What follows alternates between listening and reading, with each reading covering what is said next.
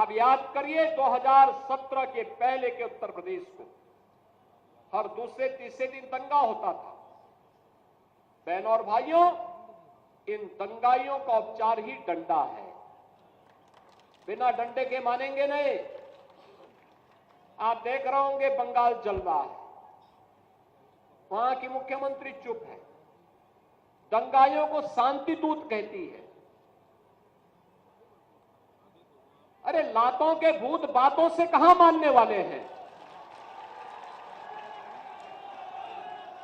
लेकिन सेकुलरिज्म के नाम पर इन लोगों ने दंगाइयों को दंगा करने की पूरी छूट दे रखी है। पूरा मुर्शिदाबाद पिछले एक सप्ताह से चल रहा है, सरकार मौन है। बहनों और भाइयों, इस प्रकार की अराजकता पे लगाम लगनी चाहिए और मैं धन्यवाद दूंगा इस बात के लिए वहां की माननीय न्यायालय को, जिन्होंने वहां पर केंद्रीय बलों की तैनाती करके वहां के अल्पसंख्यक हिंदुओं की सुरक्षा की व्यवस्था करने के लिए कदम उठाया है और आज केंद्रीय बल वहां पर तैनात है। आपने वहां की पीड़ा सुनी होगी। सब लोग मौन है। कांग्रेस मौन है मुर्शिदाबाद के दंगों पर, कांग्रेस मौन है, समाजवादी पार्टी मौन है, टीएमसी मौन है। वे धमकी पे धमकी दिए जा रहे हैं, समर्थन कर रहे हैं। बांग्लादेश के अंदर जो हुआ था उसका समर्थन कर रहे हैं बड़ी बेशर्मी के साथ।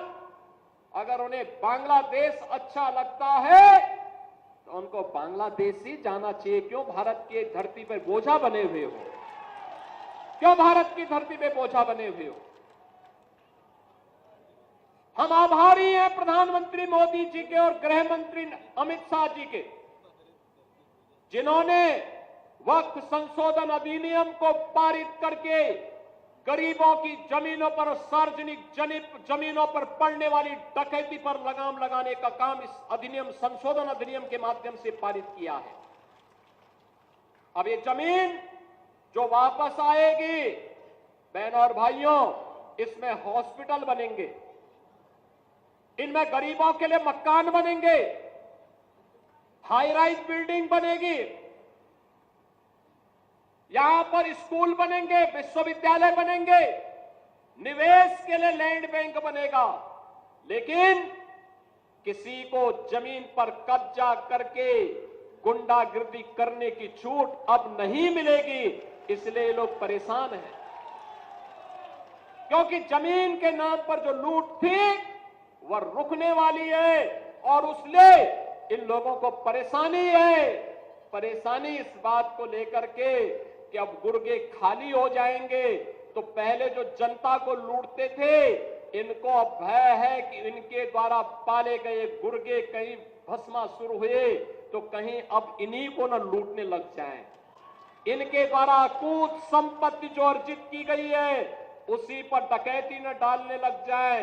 इसलिए उस भय के कारण ये वक्फ के नाम पर जनता को बेवकूफ बनाने का काम कर रहे हैं, जनता की आंखों में धूल झोंकने का काम कर रहे हैं, गुमराह करने का काम कर रहे हैं।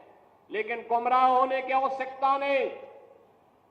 हमें देश के संविधान पर, बाबा साहब भीमराव अंबेडकर के द्वारा बनाए गए संविधान पर विश्वास करना है, विकास की प्रक्रिया के साथ जुड़ना है।